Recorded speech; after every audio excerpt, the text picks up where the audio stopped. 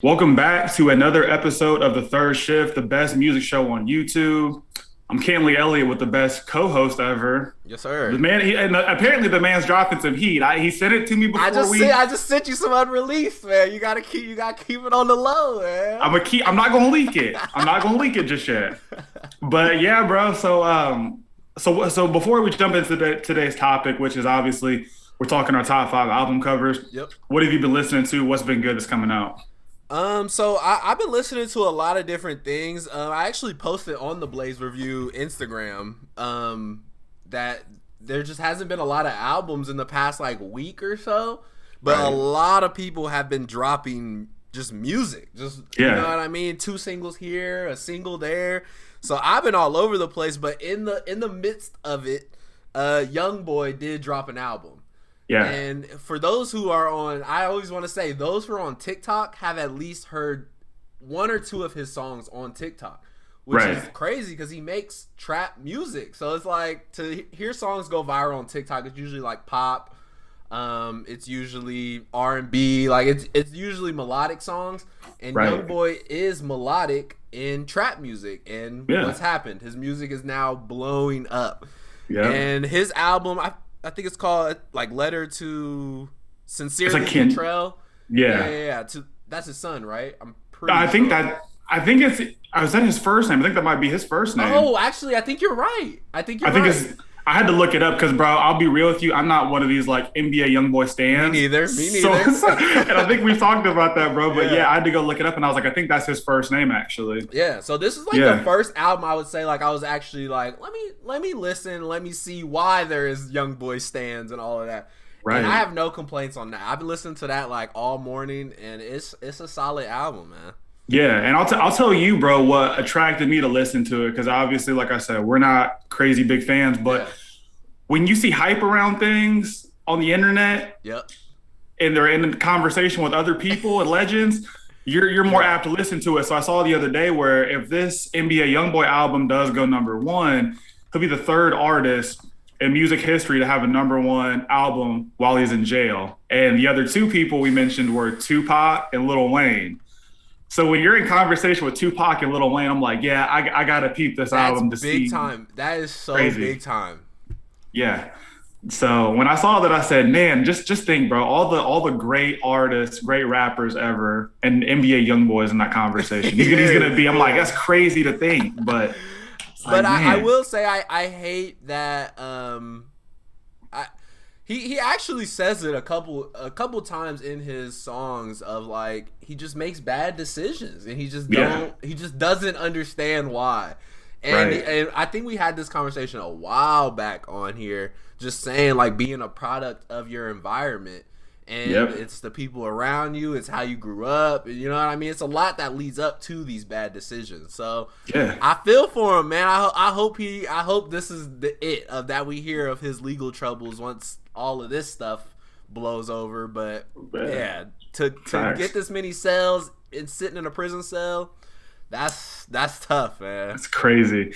It is crazy. And I think you brought it up perfectly, you know, being a product of your environment, because that does segue into our main conversation, because 2 of the 5 album covers, I think, kind of do speak to the guy's background. So if we're talking top 5 album covers, we're starting from the bottom, correct? Yep. Number 5s. Okay, so I want to hear your number 5 first. What's your number 5 album cover all time? So I want to say, let me pull up my list. So my number 5 is Mac Miller, Watching Movies with the Sound Off.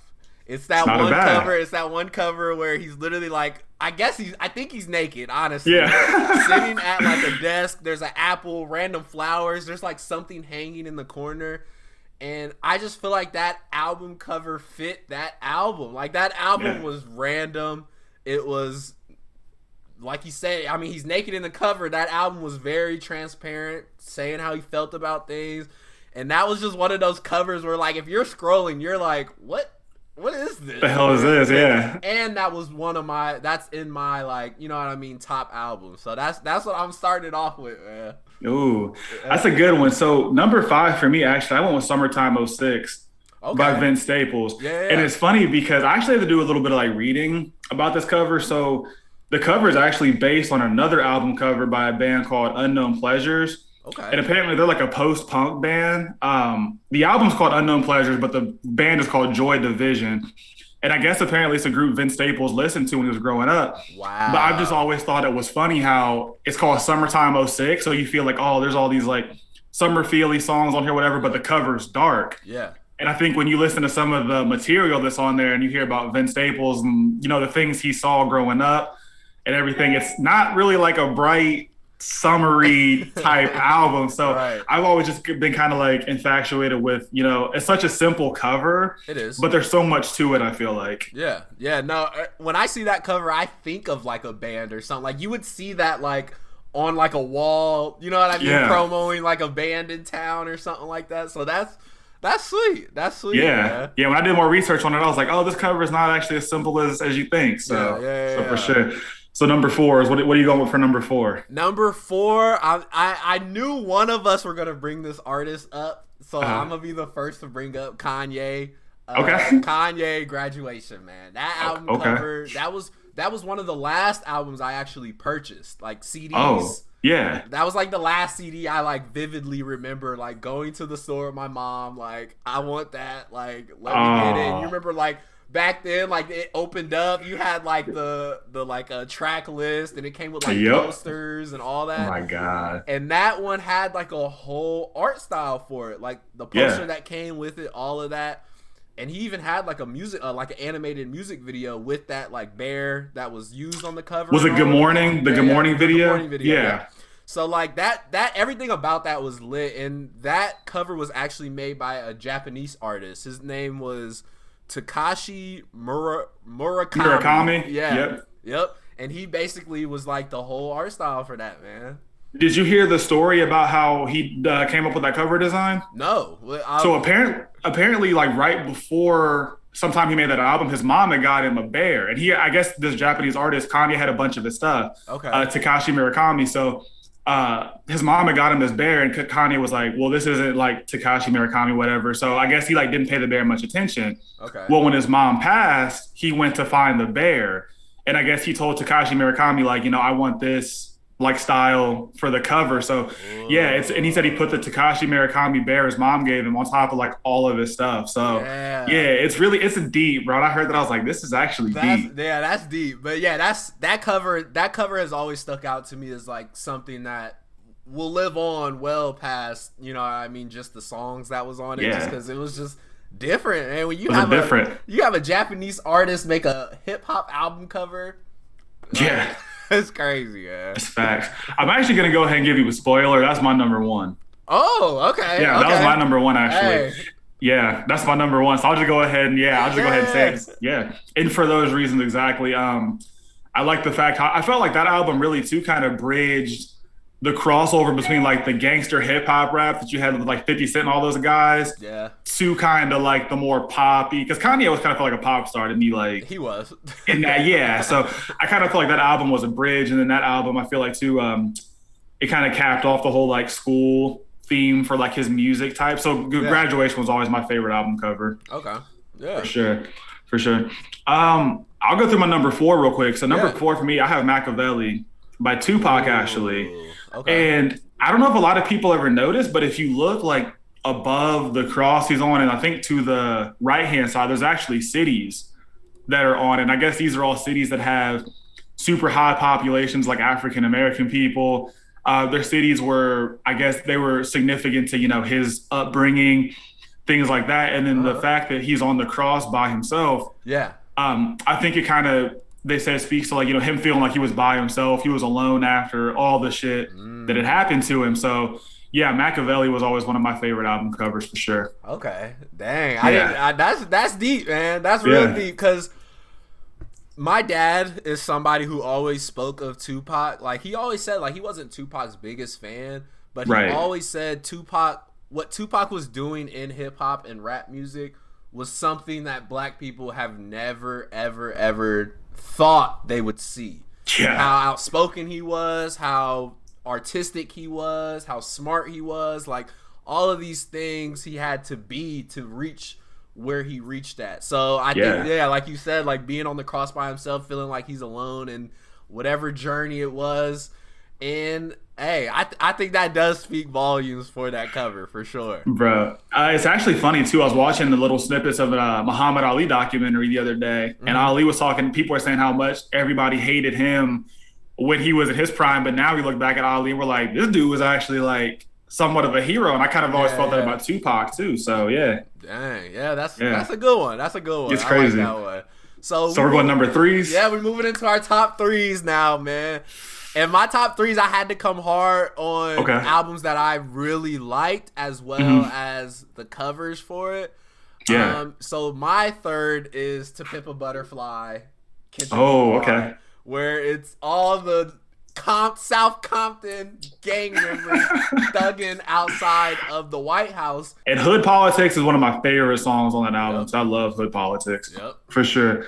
Number three for me, actually, I have Illmatic by Nas. And the reason why, I mean, it's obvious. That's a simple cover too, but you get the picture of Nas as a kid on there. And then behind him is like Queensbridge. And so that's another thing, like I was saying, product of your environment. Nas is basically telling the story of all the things that happened in Queensbridge growing up there, everything else like that. Obviously one of the greatest debut albums of all time. So I had to have Illmatic, in there. Yeah, no, that's a good one. I always visit that album every now and then. There's this rapper that goes by the name of Elzhi, who kind of made like a homage album to that album. If you don't know Elzhi, he was part of Slum Village, very big Detroit rap group. Probably one of the first musicians that made it out of Detroit. Yeah. And he made an album called Illmatic, and he basically just remixed a bunch of Nas songs, and it was just homage songs. Like, it was like Nas was one that really put this type of music on the map of this, you know what I mean, conscious hood rap music. So I like that album too. Yeah, that's a good one. It's a good one. So we're going number twos now? Yes. Number two, so, all right. Number two, I kind of went back and forth on this a lot just because my number one, we still haven't said it. So my number two, it was Take Care. It was Take Care for me. Oh, okay. Yeah. It was Take Care for me because at the time, I feel like people were like kind of putting Drake in like this, like I don't know. Drake just seemed like the fancy version of rap. And I feel like that cover, when that album dropped, when we started seeing Drake hit that superstardom, he was what was fancy and what was bougie about rap and hip hop. And that Take Care cover, that was it. Sealed the deal. Sealed the deal for me, man. Oh, jeez. So number two for me, actually, I have Good Kid, Mad City. And it's not the one with the van on the front of it. Oh. It's actually the other one with the people and Kendrick as a baby on it. So when I did my research on this album cover too, Kendrick said that he basically put those like blackouts over their eyes because like this album is his story. Like this album is through his eyes. And so when I felt that, I was like, damn, like that's actually really a deep like meaning for it. I mean, it's such a simple concept to do, but when he did that, I was like, okay, I felt like that album kind of brought back more like the West Coast hip hop vibe just because of the guys he had on it, like MCA and everybody. So I think the things he talked about on that album and then that cover, really, I was like, this is definitely one of my probably all-time favorites. Yeah. That's I like that one. I like that one. Yeah, it's a good one. I like on that cover too. I like the one with the van because of the commentary throughout the album of bring my van, like bring my car back, and like like the cover, like it gives you the like picture of it, and it gives you the actual hearing of that story. So that's why I like the one with that cover. The van? I didn't actually even think about that, bro. That's a good point. I actually have the vinyl of the van and I have it hanging up. So that's a good one. Man. Yep. So my number one, I went back and forth on my number one a lot. I'll tell you what my runner-up. Actually, no, we'll save runner-ups because do you have some runner-ups? I do have one. I have one runner-up. Okay, we'll save runner-ups. So My number one was Schoolboy Q, Oxymoron. Yeah. And he had two versions of that cover as well. He had the one where he was wearing the ski mask, and then he had the one of his daughter. Yep. And just, I mean, the title, Oxymoron, like it can mean a lot of different things.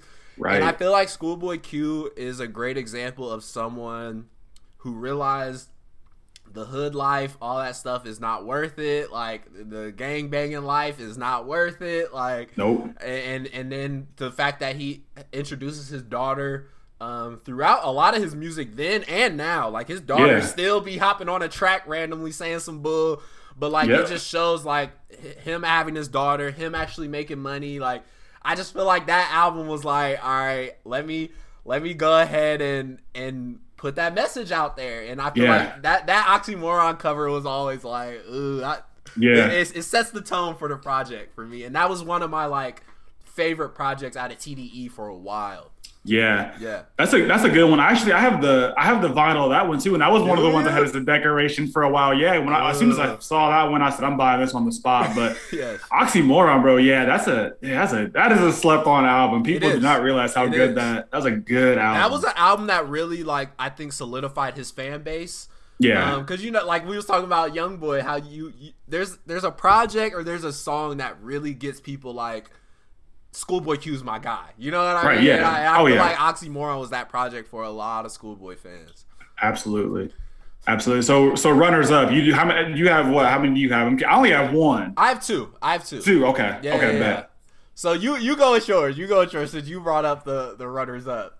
So the only runner up I actually have was Outkast, their Equipment Eye album, and I feel like Outkast really has a lot of good album covers, really. But Equipment Eye was cool to me because like, just the way it kind of taps into like the 70s feel, and like the music kind of feels like from the 70s, but like this album was released in 98. So just the fact that like they're paying homage to kind of like all the people that were before them, but they still were kind of one of the first like Southern hip hop acts, and really like, I've just always been like really impressed with that, where I'm like, you're paying homage, but you're also like one of the first groups to really have this sound from the South. So I was always really impressed by that cover and just how it like works with the music. Yeah. No, that's a good one. I like that. So I got two. Okay. My like number one runner up was Travis Scott, Birds in the Trap. Birds. Oh yes. Yes, sir. Yes, sir. That's the one. Yep. That cover was lit. And that was personally my first time that I gave like respect to Travis Scott. Yeah, like, that album was like mind blowing, and when the time period it came out, like it was just music we'd never heard, and that cover was hard. That's tough. And my next one was this wasn't really. I just think this could have made my top 5 somewhere, but Dom Kennedy Yellow album. I don't know. I'll have to say I don't know if you've seen that one. I have not seen it. Because so the whole story with Dom Kennedy's Yellow album was it was on streaming services. Yeah. And he did not clear a lot of the samples on the album. Oh. And so he had to get it taken off, or he was gonna have to pay, you know what I mean, tons of money.